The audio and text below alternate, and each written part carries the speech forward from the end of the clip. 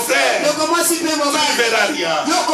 Mais si tu tournes ton regard vers Dieu, tu auras la guérison, tu auras des enfants, tu auras le mariage, tu auras tout ce dont tu as besoin. Amen. Amen, peuple de Dieu. Regardez un jour, les enfants d'Israël étaient dans le désert. Et ils avaient été désobéissants vers Dieu. Dieu leur a envoyé des serpents brûlants qui a commencé à les tuer. Comme ils mouraient, ils me sont criés à Moïse: interviens pour que nous ne soyons pas mordus. Dieu a dit à Moïse: fais un serpent d'airain et mets-le sur la perche, qu'il soit en haut, que tous ceux qui regarderont, ceux qui auront le regard fixé sur ce serpent, ils ne seront plus mordus. Ils ne mourront pas. Mais ceux qui, au lieu de fixer sur le serpent, ils regardent sur ceux qui les mordent, ce sont ceux-là qui vont mourir. Mais qu'est-ce qui s'était passé? Pendant que Moïse avait élevé le serpent d'airain, les serpents étaient en train de mordre, de circuler au milieu des enfants de Dieu. Et vous voyez une soeur ou un frère qui est en train de courir à gauche, à droite. Et le serpent est en train de mordre. Et le serpent, il regarde le serpent. Mais Moïse me disait une chose: même si le serpent vous poursuit, ne le regardez pas. Vous élevez votre regard sur le serpent d'airain. Le serpent d'airain, il symbolise Jésus-Christ sur la croix. Si vos regards sont fixés sur Jésus, dans les problèmes que nous avons, nous aurons la victoire. Nous aurons la victoire. Alléluia. C'est ainsi que tous ceux qui étaient en train de regarder les serpents, ceux qui fuyaient derrière Moïse, mais Moïse, Benjamin, regarde ces bois. Le bois est en train de me suivre. Moïse lui disait seulement ceci: ne regarde pas le bois, ne regarde pas le célibat, ne regarde pas la pauvreté, ne regarde pas le chômage, ne regarde pas la maladie. Toi, fixe ton regard sur le serpent d'airain. Bien-aimé, une question: où fixes-tu ton regard? Dans les problèmes que tu as. Tu as des problèmes. Oui, ça ne manque pas. Peut-être tu as une montagne de problèmes. Mais il n'y a qu'une seule solution. La seule solution, c'est de tourner ton regard vers les montagnes, vers la montagne des Sion, vers Jésus-Christ. C'est de là que viendra son secours. Ton secours viendra de lui. Est-ce que tu m'as compris? Regardez un jour, on avait amené à Jésus un panier de pain, 5 pains et deux poissons. Et le disciple lui disait quoi? C'est tout ce que nous avons. Mais il fallait avec ces 5 pains et ces 2 poissons nourrir plus de 5000 hommes. Sans compter les femmes et les enfants. Qu'est-ce que Jésus a fait? Jésus avait compris le secret. Jésus a compris que s'il se mettait à fixer son regard sur les 5 pains, sur les 2 poissons, il n'allait pas y arriver. Il n'allait pas y arriver. Il a dit non. Moi je ne fixerai pas ces pains. Comme il faut que ces gens mangent, moi je lève mes yeux. La Bible dit: il a a levé les yeux vers le ciel. C'est-à-dire il a mis confiance dans son Père.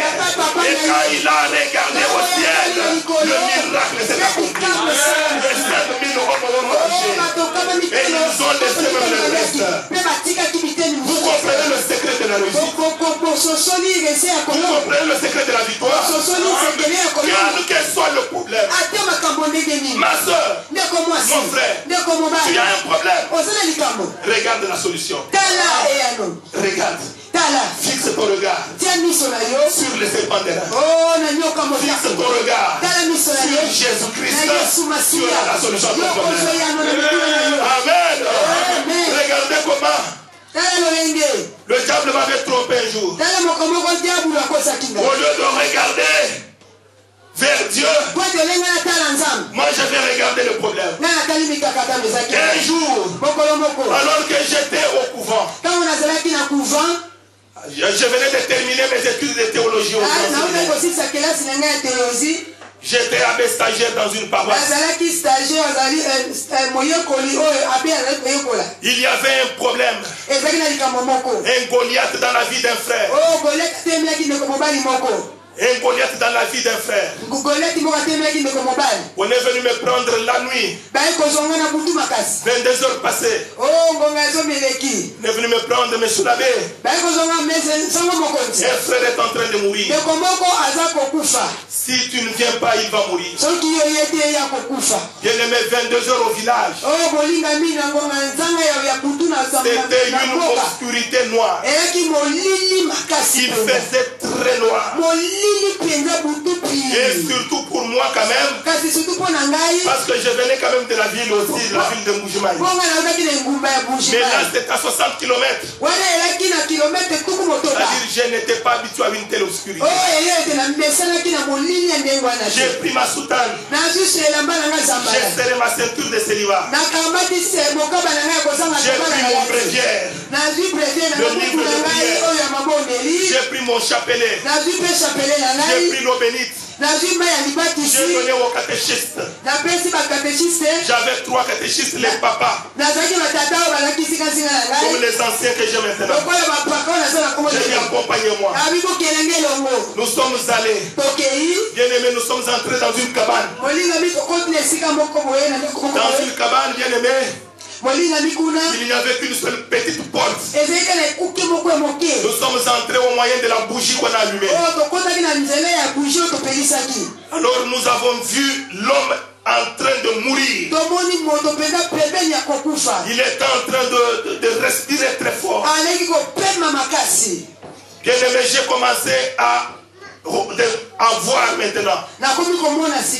J'ai dit, qu'est-ce que je vais faire? Je suis venu pour guérir cet homme. Prier pour lui. Mais je vois déjà qu'il est en train de mourir. Est-ce que je peux faire quelque chose? Au lieu de mettre ma confiance en l'Éternel. Non, moi j'ai été attiré par le géant qui était dans cette homme. Et comme j'étais avec, j'ai fixé mon regard sur lui, au lieu de le fixer sur l'Éternel, bien aimé, j'ai entendu directement cet homme crier. Quand il a crié, il a dit, je suis avec vous. Et en disant cela, il a laissé un cri, il m'a tenu dans la citade. La bougie a sauté.